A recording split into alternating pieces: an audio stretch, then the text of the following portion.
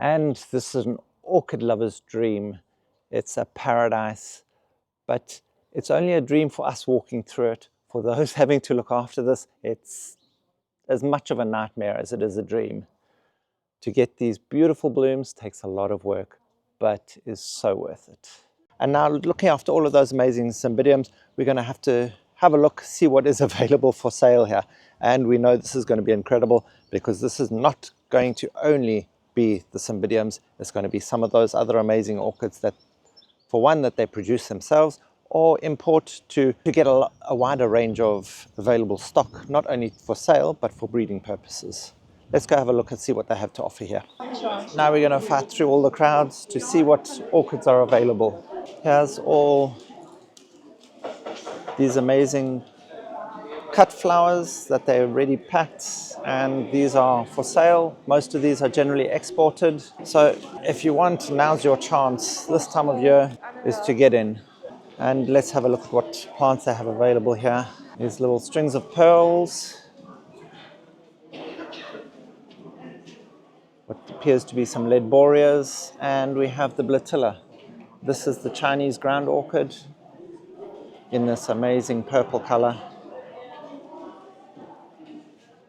Have a few epidendrums here, all coming up into flower, not in spike yet, so we don't know what colors they have available. And here we have a variety of different vandas in the cocodamas.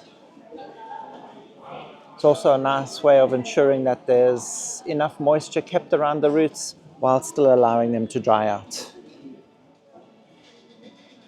Some varieties of different Hoyas here, and of course some Talumnias. Also mounted on small cocodamas to allow for the retention of moisture, especially in these extremely dry, low humidity environments. Some Maxillary tenuifolia. This is the coconut orchid. Gets these beautiful red flowers with this most magnificent coconut scent. These are something I always tell everyone they should always try and get. Easy growers and regular flowerers. Also again, mounted into these cocodamas, but with sphagnum moss, some different oncidiums, and some cattleyas.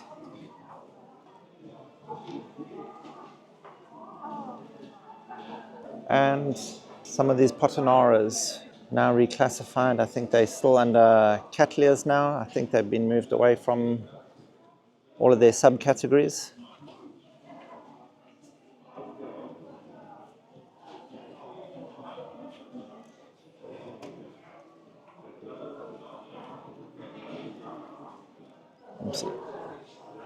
Tags are well worn out now.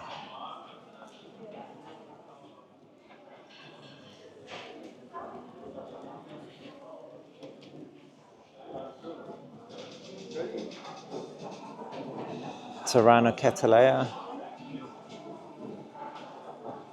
Rhinocatleantha. There we go.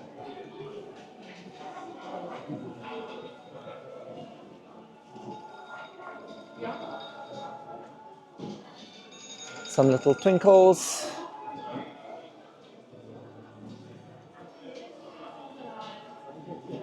And some bulbophyllums. Looks like a Dendrobium kingianum.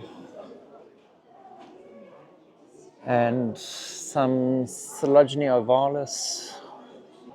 And then, of course, the perennial fells, the Phalaenopsis. Incredible, yeah. There's the Microcelia. These are the indigenous leafless orchids from South Africa. They really are special. They really are special.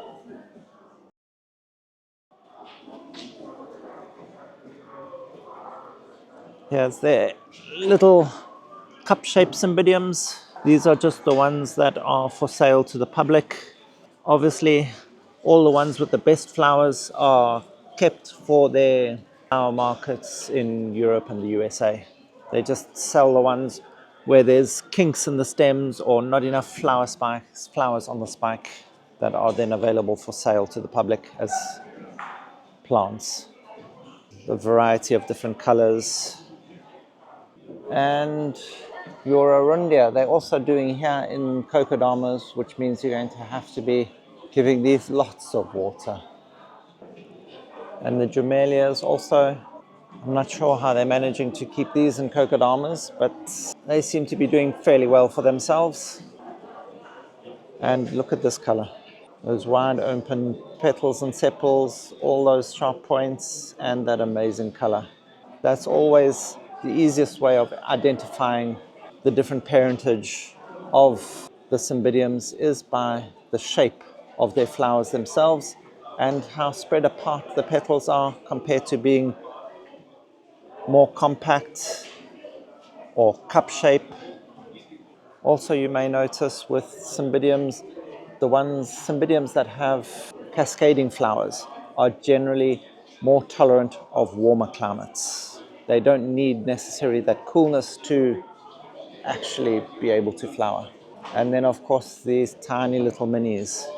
Also generally they do better in some of the slightly warmer climates than some of these other large Cymbidiums will do. And they don't need quite as much of a chill period to actually produce these amazing blooms. And you wonder why we go on and on about Cymbidiums. Well, it's not only the sheer fact that there's such a variety of different colors, the size of the blooms, the length of the flower spikes, but also how long these flowers last. They can last on the plant itself for up to 3 months. And not only that, as a cut flower, they can last, if they're well looked after, for 2 months as a cut flower.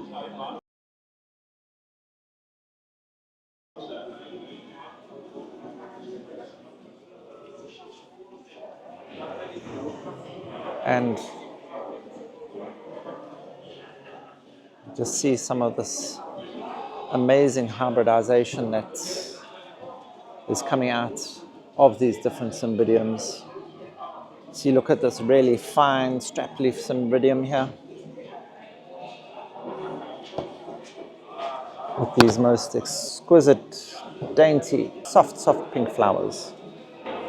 And look at this yellow. Just pure yellow with that little whiteness, almost like an egg breakfast. So bright and cheerful.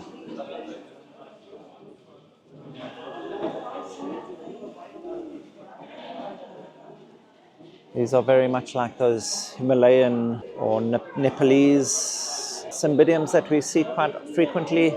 Hopefully we can get up to Darjeeling to show you some of the guys that grow these like you have never seen before. And just each one is prettier than the next. That little white edge just makes that pink really pop. It is really stunning. All these different colors are obviously all part of their hybridizing scheme. And of course, naturally, before you know what you're going to get when you've done a hybrid is you've got to wait for it to flower. And then you see what is suiting your specific needs.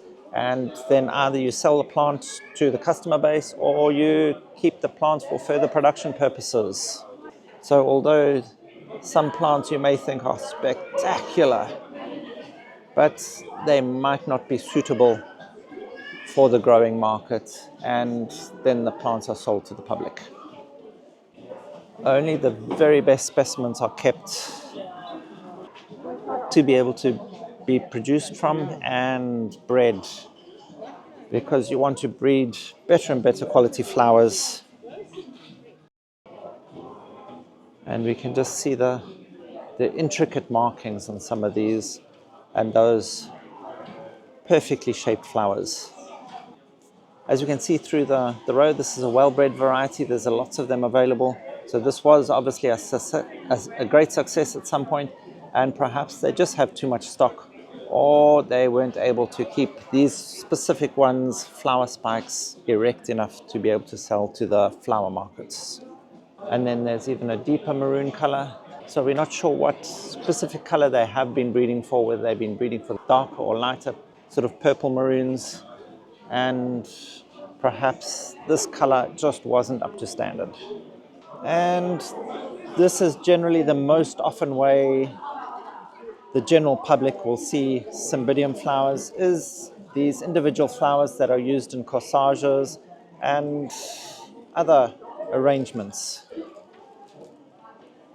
This is the retail section for Duckitt Orchids. It's darlingorchids.com. They do a lot of online sales. I'm not sure if they do international sales through their Darling Orchids, but anywhere in South Africa you can purchase online and order directly. And thank you for watching. If you have found any of this information helpful, please hit that like button, hit that subscribe button down below, and that notification bell, bing bong, to be notified of all our upcoming content so you don't miss out on a thing. Help us grow as we help your orchids grow.